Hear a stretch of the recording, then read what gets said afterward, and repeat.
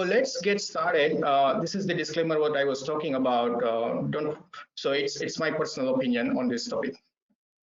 So let's start with the basic first. What to expect in next 30 minutes? Yeah, this is a famous quote. Most of you might be aware. Believe me, I will not be able to give you a fish, as well as I will not be trying to make an attempt to teach you fishing. I'm not a teacher of or a researcher of innovation space. I am innovation practitioner. So that's clearly too much for me to commit.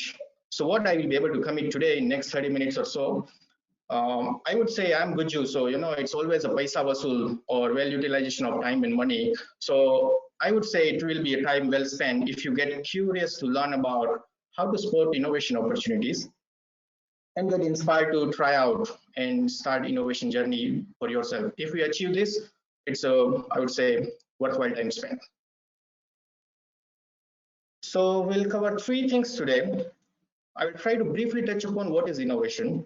There is enough confusion what is innovation, so I'll try to make sense like what I mean by innovation in today's context. It doesn't need to be kind of standardized, but this is how I look at innovation in my role, my view on innovation. And the second thing is we'll talk a little bit about how to spot innovation opportunity really, and specifically how you can apply it into data science. Three things we'll touch upon. Let's start with the first thing first. What is actually innovation? There is enough. I told you there is enough confusion, and I think no scholar are agreeing on one common definition of innovation. But what I found easy is what is not innovation. And in my opinion, first thing to get clear is creativity is not equal to innovation. Creativity does not result in innovation every time. And I was reflecting in this COVID situation where I find most of the creative stuff happening. I think, at least from my perspective, what I have seen, most of the creativity is happening over Facebook, WhatsApp, Twitter, and so on. Amazing creativity, great thing, refreshes, makes the mood light. But is it innovation? Some of this creativity, it's a question mark. Is it bringing an impact? An impact in the context of business sense. So when creativity does not link to impact, there is a question mark. Is it innovation or not? It depends on how you are seeing as an impact. If you look at the social media to create as an impact creation from government perspective, as a creation of awareness or making people happy or refresh in this tense situation, that's a different perspective. But otherwise, I would doubt in our business context, some of this creativity is questionable, and that doesn't qualify in innovation. That makes us to move towards then what is innovation, right? And I think what I found simplistic manner of presenting innovation is when there is an idea which goes through a rigorous journey of execution and leads to positive impact, that is something we should call it as an innovation. I think some of the things are important. Idea itself doesn't mean innovation. Not all idea leads to innovation. Some of the idea, brilliant, great idea, unfortunately dies during execution process and doesn't realize positive impact, and therefore is not able to do innovative impact. Some ideas, if brilliantly executed, it generates tremendous impact, and that's how world is excited about, right? So that we put this in your mind. Execution journey is important. Ideation is kind of very energetic. Most of the people get excited about this stage. What is the painful process is the execution journey. A lot of work goes here. It's not that sexy piece, so-called, but very, very important to convert idea into impact and therefore innovation. And mostly people classify impact on 4 different types, and therefore 4 different types of innovation we talk about. Some of the innovations are linked to process, so process-led innovation. Some of the innovation results into new product and service.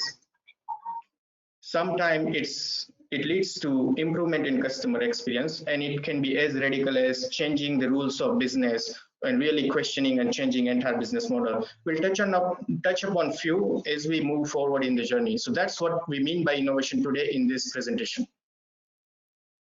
Moving to second piece of my topic, we will talk about how to spot innovation opportunities.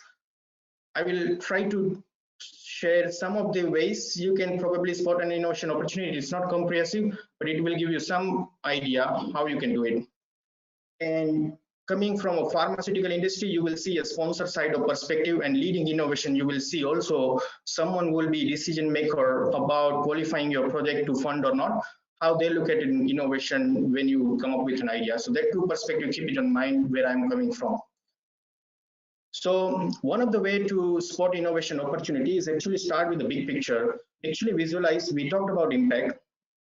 So visualize your impact chain to come up with identifying what are the priorities area we should target, what are the pain points we should tackle in the context of innovation. If you are a pharmaceutical organization, if you read the mission statement of many of the organizations, it somehow links to improvement of life of patient. So, okay, that's what organization is up to, what it means to improve the life of patient. So that's the impact, ultimate impact you want to create as an organization. How you reach there? So mostly you will see that you can reach there in two ways. One is first you should start improving therapeutic outcome. In the second dimension to it, you should be reaching to more number of patients as much possible. Right? These are the two dimensions. If you do it, it improves life of patient. Try to dig a little bit more on what it means to improve therapeutic outcome. And again, if you are an innovator pharma company, you will look at an improved therapeutic outcome from the perspective of developing new therapies which address unmet need. And if you do this, it climbs the impact chain. If you expand on the right-hand side, if you start reaching to more patients, what it means? It means you generate more revenue. It means you have more leverage to put more fund in R&D. It means you are having a more license to develop more innovative therapies or more number of innovative therapy and ultimately reach to your mission. So everything is connected. So we need to focus on this part, how you develop novel therapies. Again, from pharmaceutical perspective, you have X number of budget. What you want to maximize is you want to get more number of approvals in a given budget you have. If you have 10 billion, you want to make sure that instead of 10 approvals, you want to go for 12, 15, 20 approvals in the same budget. The second dimension you want to focus is, can you develop it faster? If it is taking us 12 years today, can it be done in 8 years, right? And if you develop it faster, you reach to market faster, you reach to more number of patients, and the cycle continues. That's the impact creation we are talking about. Now, how it connects to data science theme, right? That's where we want to go from opportunity identification perspective. If you look at it, how you can have more number of approvals in a given budget. It drills down to major piece of expenses, drug development, most of you know. Therefore, if you improve trial efficiency, anything you do in this button will impact entire value chain. It makes sense for many perspectives.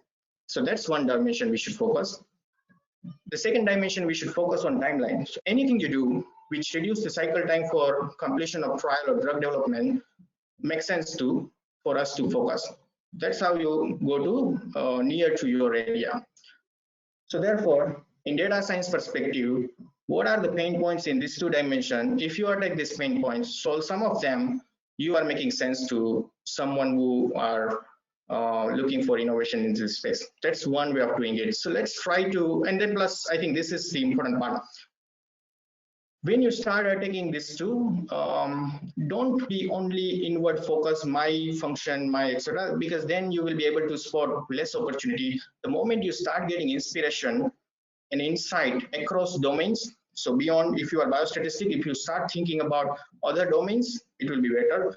And ideally, if you move away from pharma industry setup and start looking at broader industry setup, you will start getting more inspiration and more probably novel ways to attack this. So outward looking is very important. Combining these two is very powerful. I'll try to give you an example how you can apply the framework in data science. So here is the game. Remember your organization mission, that's the bottom line. One of the problem we have in data management perspective is a kind of exploratory question. Can we have a database setup done very quickly and make it very easy? So one of the thing is, can we have, traditionally we have a sophisticated team who do database development for the study, right? And the question someone asks is, can we have a template driven, easy drag and drop kind of database setup? Should it be, right? When it be a question like this, what we can learn from other industry? SurveyMonkey is a tool which allows you to do a survey. Before this tool was in place and similar tool was in place, survey design was a kind of sophisticated skill. SurveyMonkey came. Now anyone can do a survey very easily, and there are enough number of tools in this space. So that's already done in some other industry we can learn from. I think you might be familiar with Tableau. Before Tableau came into picture, Excel dashboarding was a very specialized skill. Very few people were able to do it. Yeah. And the Tableau asked the question, can I do a drag and drop dashboarding? And they solved it, and it really worked, right, in that space. So there are other industry example, other use case example where it worked. If it works for us, does it make sense? So, okay, suppose if we make it a template-driven drag and drop database setup, what it means? It means you have empowered and engaged research teams. It means clinician and research team is empowered to do their database setup rather than relying on very specialized team for at least some part. It means you can do database setup very quickly compared to what we are doing today, reduce time to set up, and then it impacts reduction in cycle time, makes sense to do. Most of the time, I hear that, oh, other industries are fine, but it cannot be done in pharma setup because we are XXX. Not really. If you look at what Apple is trying to do, Apple is coming up with a research platform, Apple Research Kit. There are already studies happening, not necessarily from pharmaceutical company, but this platform is already started and gaining traction in research community to use this platform where researcher can build their own research, or I would say database setup on their platform and able to do some wonderful things. So it's happening, can be done, valuable for us. But in terms of spotting opportunity, that's one way of doing it. Let's look at the other example or a problem what we have in pharma in data management function. Site staff currently are responsible to do ECRF entry from patient records. So it's like filling out form in from hospital records in electronic case report form. And we have 3 pain points which hurts us from sponsor perspective. First, there is a delay in CRF entry, which impacts downstream activity. Many times there are missing data which needs follow-up. And when we raise a query, it gets answered, but it requires quite a bit of delay. Now let's try to see what are the innovation opportunities here, right? So one way of attacking it is asking a fundamental question: why anyone needs to do a CRF entry? Can we automate? If you link electronic health record and the data which you need becomes part of electronic data capture or CRF, you solve the problem. So it's the right way. So okay, let's see, does it help achieving organization mission? If you are able to do it, what it means is you reduce data manager's effort, it improves your trial efficiency, makes sense to do. Other way of tackling the same problem could be looking at a little bit differently what we can do else, right? So you can do many things, but these 2 things I want to highlight is, can we design innovation in terms of CRF design? If you look at it, our eCRF versus many of the social media platform or apps you are using, from ease of user or user friendliness perspective, there is wide gap. And if you bring simplicity into it, it should make sense. The other thing is there is quite a bit of research on behavior science, which IT company and most of the mobile app are able to use. There is gamification, a wonderful improvement happening in gamification. This basically leads to stickiness. People keep coming to this platform and they are nudged to be compliant.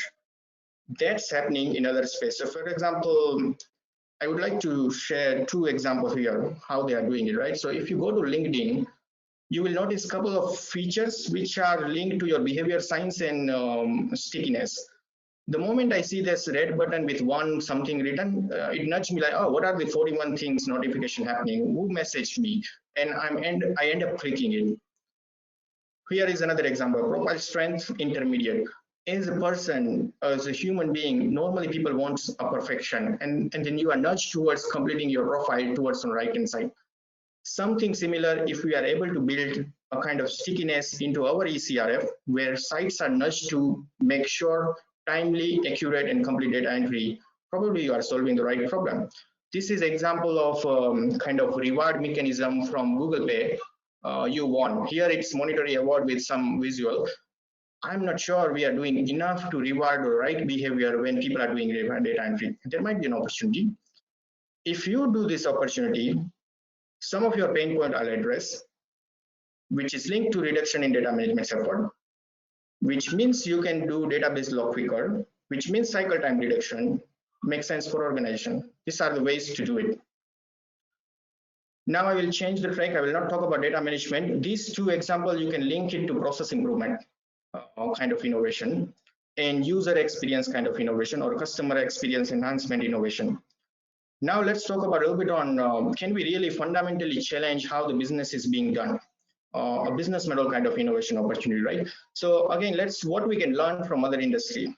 So this is one of the example, a comedy club. So, you know, you have a theater or stand-up comedian comes, the traditional way you pay for a ticket, you get in, sometimes you are lucky, you have fun time, a great stand-up comedy. Sometimes you pay for ticket, not a great experience, your money sucks. There is one theater who actually challenged the business model. They started with a new business model. You come to your theater or wherever it's happening, entry is free. You don't need to pay anything for entry. What you get paid for is when the comedian starts doing delivery, how many times you are laughing actually, which is actually value delivered. For that you came, yeah. How many times you are laughing is getting watched by a video, which is like at the back of seat, and it from AI it counts how many times you had a fun time when the entire show was happening for 30 minutes, and depending on how much laugh or enjoyment you derived out of that comedy show, you get paid. And it's successful business working, changing entire the way of how the business was getting, how you attract customer, how you monetize your value. So great thing to learn. Another example, I think most of you might have gone to a coffee shop. Normally the business model is you go to coffee shop, you get a coffee, you pay for coffee, you drink it, go out. So your customer is coming for coffee and you are paying for coffee. That's the normal business model. This particular coffee shop, and I think now this is extended to many other people, they change the fundamentals, like why people are coming. They ask themselves why they are coming, and not all people are coming for coffee. They are coming for spending time. So they change the business model. They say you can come into my coffee shop, you can remain here as long as you want, you can have as many coffee you want, but I will charge you by the time you spend here. What it means is now you don't need to master perfection in coffee making. What you need to master is how long people will stay in your coffee room. So probably rather than doing innovation in taste of coffee, you will be doing innovation in environment, how you shape up where people would like to spend time. And again, this is a successful business model, work great, but this is fundamentally challenging the rule. Now the big question is why we should care about, right? I think pharma should care about a lot, because from pharmaceutical industry, next, how we work, we produce pills or injection or etc., and every pill you sell, you get monetized, right? That's the old business model. There is a thought you might be aware of. People are now looking for, can pharmaceutical company be paid for performance? If you give me a pill and if I'm not getting better, I shouldn't be paying you, right? So if pay for performance is aspiration for pharma to move into business model perspective, how it impacts clinical trial and particularly your function. That's the thinking you should be doing, right? So say for example, if you are a biostatistician, earlier people were asking you a question, give me a study design or sample size calculation which proves the drug works. I think there will be a different question if you go for pay for performance. What additional aspect you will be asked to consider in designing your trial from biostatistics perspective to move towards pay for performance? That's something to think about and innovate. Other side of it, statistical programmer were asked to, like, there is a pre-specified format, the data is standardized, and you generate the format. That's what traditional output. I don't know that traditional output would be sufficient if we move to pay for performance. The group will be expanded or will be asked to do a lot more to support the new business model. These are the thoughts which I want you to consider and really think big about what the new game plan looks like and what's your role, where you find an opportunity. That's the other way. If you found some of this method interesting, I would recommend these two online courses, anyone who are interested in innovation. The first one is from LinkedIn Learning, Business Innovation Foundation, and the second one is from HEC Paris, which talks a lot about business model innovation. Due to limited time, I was not able to cover many things. but I wanted to share you a resource where you probably can satisfy your hunger of knowing more in this space. These two are best one to start with at least. I would like to end my presentation with three key take-home message. First thing is innovation anyone can do. Anyone can find opportunity for innovation, and also anyone can do it. Most of the organizations are supportive and sincerely care about innovation. So it's your job as well. Second thing is it's not about for genius to do innovation. You don't need to be genius to do innovation. You can apply a systematic approach to make innovation a possibility.